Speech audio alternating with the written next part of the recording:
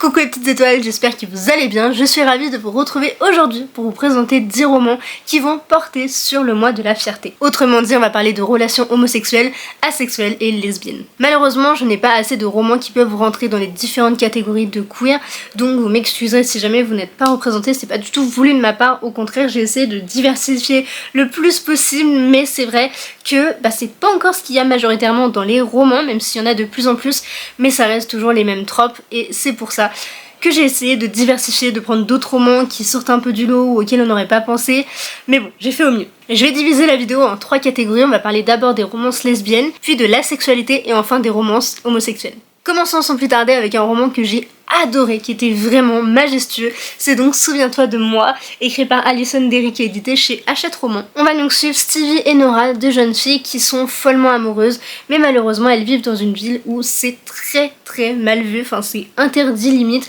elles ont pas le droit de se montrer, etc. et personne n'est au courant, sinon elles se font chasser par leur famille. Et en plus c'est une région, je crois, qui est très catholique, très fermée niveau religion, etc.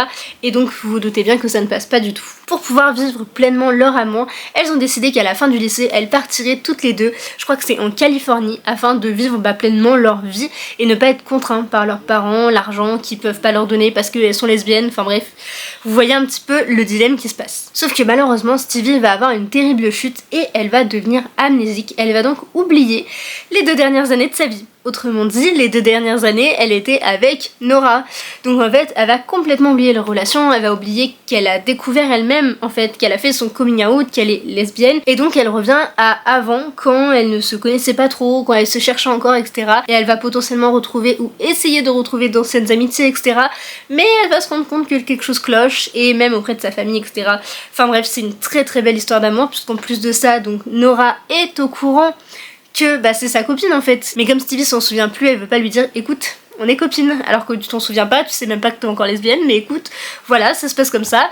Du coup, elle l'attend en fait et elle veut refaire tomber amoureuse d'elle, Stevie. C'est vraiment une histoire magnifique, pleine de douceur, d'amour, de liberté et d'acceptation aussi. Vraiment, j'ai adoré et j'aimerais beaucoup le mettre à l'honneur dans cette vidéo parce que je l'ai pas énormément vu tourner et pourtant il est aussi bien écrit, aussi bien travaillé, aussi bien construit qu'un Alice Oseman par exemple. Et attention, je dis pas ça à la légère parce que Alice Oseman c'est quand même une de mes autrices préférées, donc vous doutez bien que ce roman est une vraie perle et je vous recommande vraiment très chaudement de le découvrir. Et si je peux vous donner un petit détail pour vous convaincre en plus, eh bien ça se passe plus ou moins à la période de l'été vu que c'est la fin de l'année scolaire, donc il est parfait pour cette saison à tout point de vue. Le prochain que je vais vous présenter, ce n'est pas du tout le sujet principal de l'histoire, même bien loin de là, mais on voit quand même plus vers la fin, c'est vrai, cette relation naissante et qui est présente. Il s'agit donc de Demigods Academy, écrit par Elisa S. Amor et Kira Lejon, édité encore une fois chez Hachette. Vous allez voir que de toute façon, pour cette catégorie-là, il n'y a que du Hachette, ce n'est pas vraiment volontaire de ma part. Mais écoutez, ils font des très bons titres, donc j'en profite. Donc ici on suit Mélanie Richmond qui est très en marge de la société, elle a les cheveux bleus, elle a des tatouages, elle est un peu vue comme la bad girl si vous voulez, elle a un comportement qui peut poser problème, etc. Un peu la Percy Jackson mais qui est un peu moins en marche quand même puisqu'il est plus vu comme un enfant difficile comparé à Mélanie, c'est pas tout à fait le même niveau, mais on reste sur ce côté très marginal. Et dans cet univers, à tes 18 ans, tu reçois une box mystère, donc soit il y a écrit juste Joyeux anniversaire, soit il y a un parchemin et il faut résoudre une enquête pour pouvoir accéder à la Demigods Academy. Vous doutez bien que c'est un grand privilège d'avoir ce parchemin puisque tout le monde ne peut pas y aller, il y a à peu près 36 candidats, 36 personnes qui peuvent avoir ce privilège d'aller étudier à la Demigods Academy et potentiellement continuer leurs études là-bas, parce que c'est très sélectif en plus. Et bien Mélanie, qui est en marge depuis le début, et bien c'est pour une bonne raison. Elle l'est aussi un petit peu par rapport aux dieux. Je vous en dis pas plus, mais je vous promets qu'il y a vraiment de la représentation dedans, un peu plus à la fin comme je vous l'ai dit, et en plus de ça, ce n'est pas un personnage totalement secondaire, enfin un petit peu, mais elle est quand même vachement présente, donc ça c'est plutôt chouette. Pour vous donner mon avis rapidement, parce que je l'ai lu hier, au moment où je tourne cette vidéo, j'ai juste adoré, c'est passé super vite, enfin je l'ai lu en une seule journée pour vous dire à quel point je l'ai bouffé et honnêtement je pensais pas du tout autant aimer parce que j'avais peur que ce soit très similaire à Percy Jackson ou autre et en fait ça va, pas tant que ça et ça m'a pas choqué sauf à la fin où il y a un passage, une petite scène, c'est très copié de Percy Jackson évidemment mais sinon je trouve que ça va et je peux que vous le recommander pour ça. Cependant, je tiens à préciser, il ne plaira pas à tout le monde et j'en suis bien consciente. Moi, je pense que le fait de l'avoir lu en une journée, enfin d'une traite, sans vraiment m'arrêter, hein, parce que les 2 seules pauses que j'ai faites, c'était pour manger et faire pipi. Donc, quand je vous dis que je l'ai lu d'une traite, c'est pas une blague, mais je sais que sur plein de points, il pourra en déranger beaucoup, notamment sur la relation amoureuse principale, puisque Mélanie va avoir une petite romance, voilà, faut que je vous le dise. Mais ça reste une belle lecture et franchement, j'ai qu'une hâte, c'est de plonger dans le tome 2. Le prochain que je voulais vous présenter, je l'ai prêté à ma copine Solène, donc je mettrai une petite affiche juste ici pour que vous puissiez avoir l'image. Il s'agit de La Princesse et le Croque-Monsieur. Nous sommes donc dans le royaume de Gougère, si je dis pas de bêtises, Gougère. Je sais plus quel fromage il s'agit, mais je crois que c'est ça. Il y a donc la princesse Brie qui est dans son royaume, elle fait des fêtes, des balles, etc. Et à côté, on a le duc de Camembert, je crois que c'est ça, le comte de Camembert, qui vient de décéder, et comme il a une fille mais qui ne veut pas se marier parce que justement elle sait qu'elle aime les femmes et elle ne veut pas se lier à un homme alors qu'elle n'en veut vraiment pas, et bien elle décide de se déguiser en homme. Elle fait style c'est un fils caché, quelque chose comme ça, je sais plus exactement, mais en tout cas elle prend sa place et à chaque fois qu'elle sort, elle se déguise en homme. La princesse Brie organise un bal et elle interdit toute personne de venir, je crois que c'est avec de la fourrure ou quelque chose comme ça, c'est vraiment un tissu très particulier. Évidemment, qui va venir avec ce tissu? Le comte Camembert, enfin plutôt la comtesse de Camembert. Elle va donc se faire remarquer en homme du coup, et tous les deux vont beaucoup parler, ils vont beaucoup se voir, etc. Et quelque chose va se tisser jusqu'au moment où la princesse Brie va apprendre qu'en fait c'est pas un homme sous ce déguisement, c'est une femme. Je vous en dis pas plus, mais ça a été un gros coup de cœur pour moi. Je l'ai lu le 1er janvier d'ailleurs, c'est très très drôle, je m'en rappellerai toujours je pense, parce qu'on s'est dit bonne année etc. Et moi hop, qu'est-ce que j'ai fait? Je me suis barrée, enfin non en vrai je suis restée dans mon salon et j'ai lu le livre parce que j'étais trop impatiente. Il s'agit donc de ma première lecture de 2024 et ça a été une très très belle découverte que je vous recommande chaudement. Il fallait bien que je triche au moins une fois dans cette vidéo puisque le prochain c'est ma lecture en cours, je ne l'ai pas encore terminé même si je l'ai vraiment très bien avancé. Il s'agit de Les Coquillages ne s'ouvrent qu'en été, écrit par Clara Hérault, donc c'est donc son nouveau. Encore une fois édité chez Hachette Roman. Je vous l'ai dit hein, là il y avait que du Hachette et ma foi pour le moment j'aime énormément, enfin de toute façon la plume de Clara est exceptionnelle, je ne sais pas comment elle fait pour avoir cette plume si belle. On va passer très vite sur mon avis, tout ça parce que j'ai pas grand chose pour le moment à vous dire. Dans cette histoire on va suivre Phoebe et Lena, 2 sœurs qui ont du mal à se parler depuis plus d'1 an. Concernant Phoebe, elle s'est séparée de son copain il y a 1 an, à la fin de l'été dernier, et elle a entamé sur une année de droit qui l'a vraiment épuisée mentalement, elle en peut plus, elle est à bout de force. Et à côté de ça on a Lena qui est un peu le rayon de soleil mais en même temps qui ne se laisse pas faire et genre vraiment pas du tout. Elle est constamment en dispute avec ses parents, notamment sa mère, elles s'entendent pas du tout, elles ne peuvent pas communiquer. Dans tout le livre, de toute façon la communication c'est très important et si elle se sent si peu bien dans sa peau c'est pour une bonne raison puisqu'en fait elle découvre petit à petit, enfin depuis un petit moment mais elle essaye de se rendre compte, de vraiment le comprendre qu'elle est lesbienne et pour elle c'est une drôle de phase à gérer, elle a du mal à l'accepter parce que c'est pas la norme entre guillemets et du coup c'est vrai que pour tous les jeunes faire un coming out c'est pas toujours simple et là en l'occurrence c'est ce qu'on suit avec elle, sa colère, ses angoisses, tout ça. Et vraiment ces 2 sœurs, bien qu'elles soient si différentes, elles sont tellement attachantes l'une sans l'autre, l'une avec l'autre, je les aime énormément et c'est pour ça aussi que je voulais le mettre dans cette petite vidéo. Et d'ailleurs soyez pas surpris, je vais en parler dans toutes mes prochaines vidéos, ça c'est clair parce que j'ai trop de choses à dire sur celui-ci, il est tellement bien. Mais bon bref, c'est pas le sujet de la vidéo, mais juste là je voulais lui donner un petit coup de boost avec celle-ci pour le mettre en lumière, mettre ce sujet justement par rapport à celui-ci, pas que le côté dépressif, tout ça en lumière.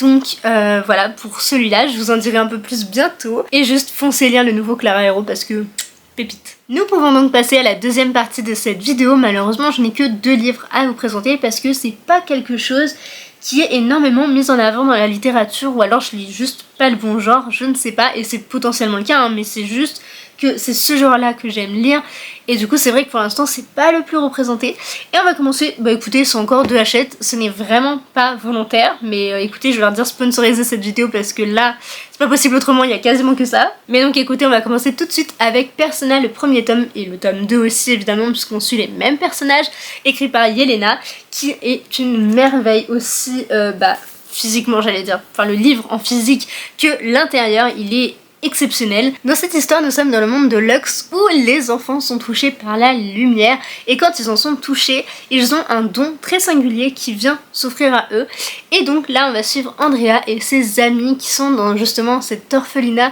où tous les touchés sont regroupés puisqu'il faut les gérer, vous comprenez, enfin c'est dangereux d'être différent et donc ils passent toute leur enfance là-bas et à leurs 18 ans ils ont deux choix. Soit se marier et perdre leur don, soit se faire recruter par le culte et donc continuer d'avoir son don mais ne jamais trouver l'amour. Mais Andrea est face à un dilemme puisque lui veut juste être libre, il veut vivre sa vie avec son don et sans se marier. Et sans aller au culte aussi du coup. Et ce jeune homme a quelque chose de très particulier puisqu'il a le don d'être persona, c'est-à-dire qu'il met un masque et en fait il se transforme en qui il veut. Il faut juste qu'il façonne avec les caractéristiques donc de la personne avec le masque etc. Et donc il le pose sur lui et du jour au lendemain il peut passer d'un homme, d'une femme, à un enfant, une personne âgée, enfin bref, il peut être qui il veut, quand il veut, peut-être pas la durée qu'il veut mais ça s'apprend. C'est un don qu'il faut cultiver, etc.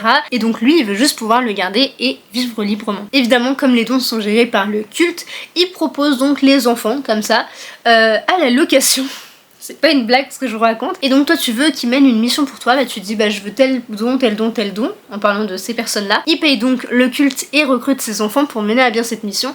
Et là justement c'est ce qui va se passer avec Andrea et deux de ses amis, donc Tisbe et Vander. J'ai eu un petit trou de mémoire avec le tome 2 mais non. Tout va bien, et tout leur équilibre va un petit peu basculer. Je vous en dis pas plus, mais vous l'aurez sûrement remarqué par rapport au résumé, comment je l'ai formulé, que comme Andrea peut avoir plusieurs personnalités en soi, pas vraiment identité puisqu'il est seul en lui-même, mais il a plusieurs masques, il peut être plusieurs personnes, et en plus de ça, il n'aime amoureusement personne. En tout cas, jusque là, c'est comme ça que Yelena l'a présenté, et c'est fait d'une manière mais tellement douce, tellement poétique, tellement normale, et justement, c'est super beau, super touchant. Andrea est quelqu'un que j'affectionne énormément, et j'aimerais trop avoir un Andrea dans ma vie, enfin, du coup, depuis le début, je devrais dire Yel, mais il est plus présenté comme un homme, en tout cas au début, et petit à petit, on va plutôt vers le Yel, mais vraiment il est exceptionnel. Et c'est pour ça que je voulais le mettre dans cette vidéo parce qu'il a carrément sa place. Yel a carrément sa place du coup. On va donc pouvoir passer au deuxième de cette catégorie, à savoir Loveless, écrit par Alice Oseman, la fameuse, que je vous rabâche depuis des années et des années. Mais je trouve que c'est toujours Heartstopper qui est mis en avant sur ce mois des fiertés. Et je trouve pas ça normal puisque Loveless a autant sa place. Et d'ailleurs, j'en profite aussi, c'est l'occasion, pour vous dire que le Poche vient de sortir chez Hachette, encore une fois, plutôt édité chez le livre de poche. Regardez-moi ces couvertures.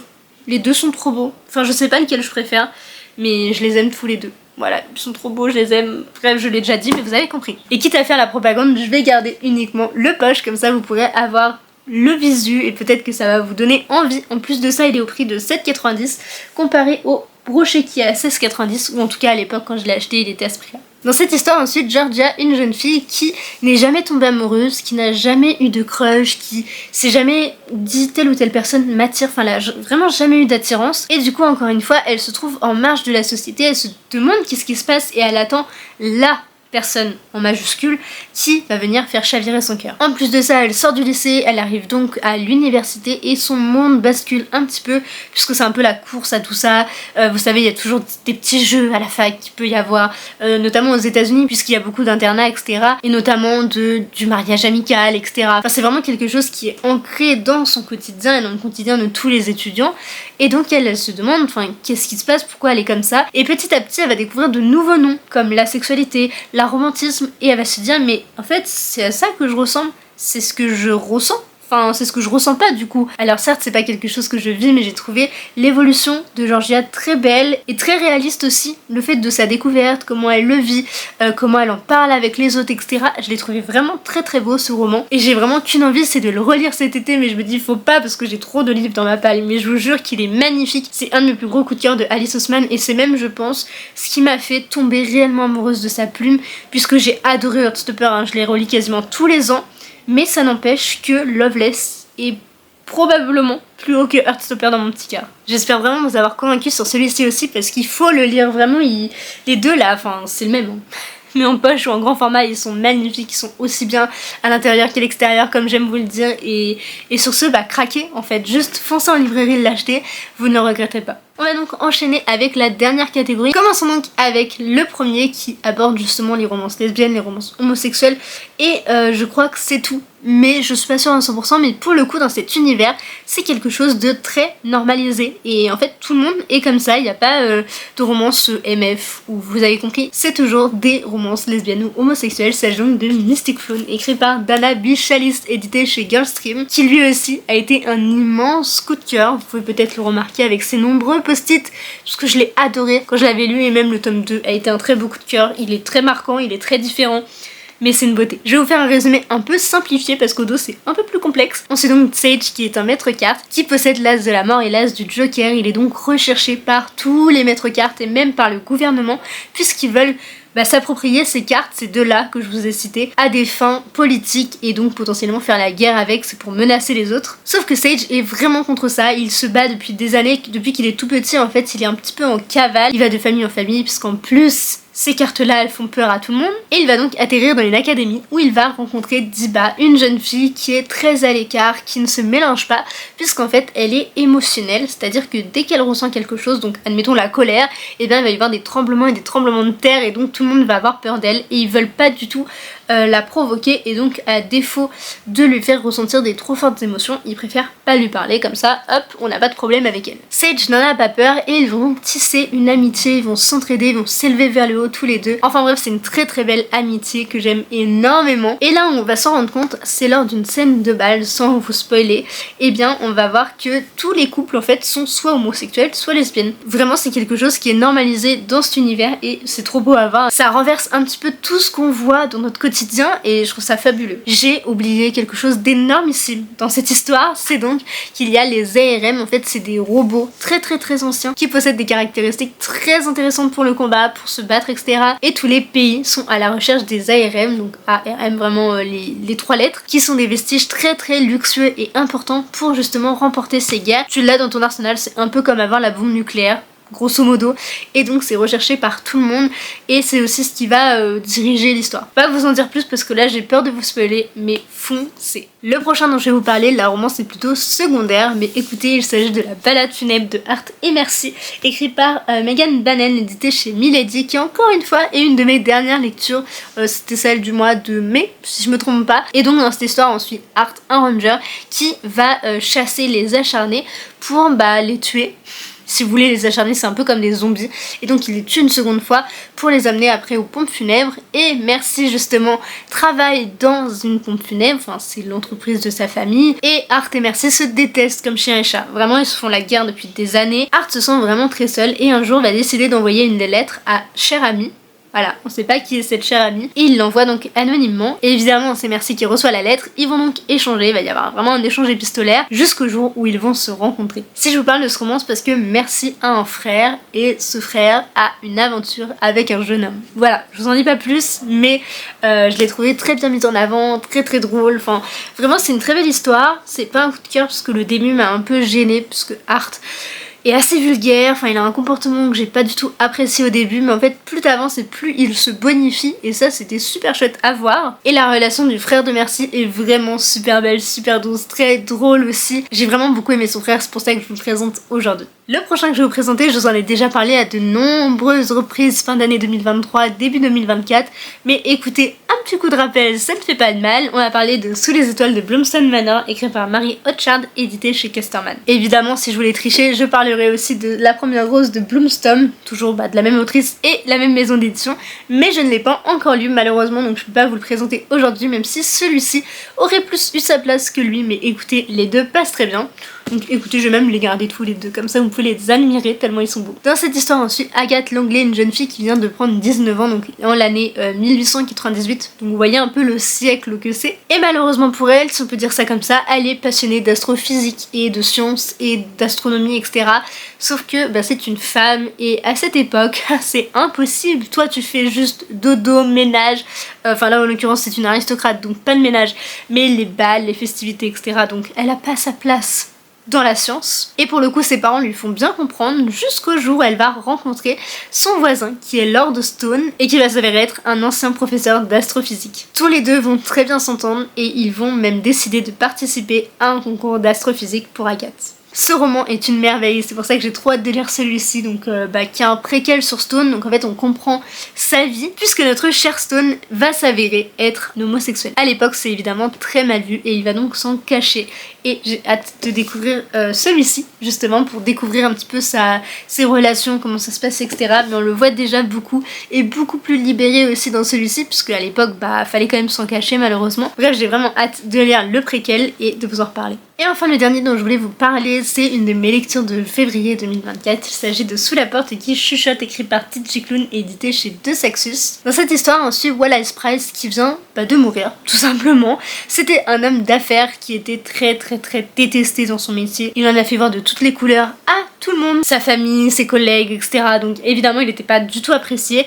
Et le jour de son enterrement, en fait, il y avait quasiment personne, mis à part une jeune fille qui est venue le voir et qui le voyait alors qu'il était mort et lui dit écoute, voilà, tu viens de décéder, on va donc te récupérer entre guillemets, et on va aller dans un salon de thé pour discuter et après que tu puisses passer dans l'au-delà. Lui il a du mal à y croire mais il va quand même finir par la suivre parce que de toute façon il n'a pas trop le choix et il va s'embarquer dans une expérience assez particulière. Je vous en dis pas beaucoup plus mais c'est une merveille lui aussi, vraiment un roman qui m'a détruit jusqu'au bout, les 80 dernières pages, si ce n'est les 100 dernières pages, j'ai fait que pleurer. Vraiment, je ne m'arrêtais plus, je voyais tout flou. Enfin, vraiment, c'est un livre merveilleux. Et il y a bien une romance homosexuelle dans ce récit. Je ne peux pas vous dire qui, avec qui, comment, etc. parce que ce serait du spoil. Donc, je vous laisserai le découvrir par vous-même.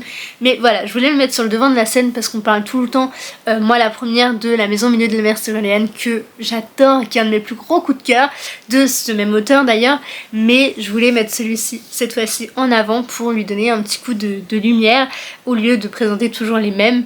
Et donc voilà, une très belle découverte que je vous recommande, mais attention quand même aux petits triggers qui sont donc le deuil, la mort, tout ça, enfin c'est assez compliqué à lire, mais c'est en même temps tellement beau, tellement plein d'espoir, tellement de résilience, enfin je l'ai énormément aimé et je vous le recommande très chaudement. C'est donc tout pour cette vidéo sur le mois de la fierté. J'ai vraiment essayé de diversifier mes recommandations, j'ai aussi fait par rapport à ce que j'ai lu évidemment, parce qu'il y en a plein qui me sont venus en tête, mais je les avais pas encore lus donc ça ne servait pas à grand chose, j'ai envie de dire. Et pareil, je ne voulais pas vous représenter encore une fois Heartstopper parce que vous le connaissez, ça y est, pareil pour la nuit où les étoiles sont éteintes et le jour où le soleil ne se sont plus levés, enfin bref, cela je voulais pas vous en reparler parce que c'est des évidences, tout le monde est au courant. Donc j'ai été puiser là où je pouvais dans mes petites recherches et j'espère que ça vous aura plu, que j'ai suffisamment diversifié et n'hésitez pas à me dire si j'ai dit un mot de travers, c'était vraiment pas le but. Au contraire, je veux juste vous présenter ces livres que moi j'ai aimés et qui en plus de ça ont des représentations, ce qui est génial et on devrait même pas avoir à faire ce genre de vidéo,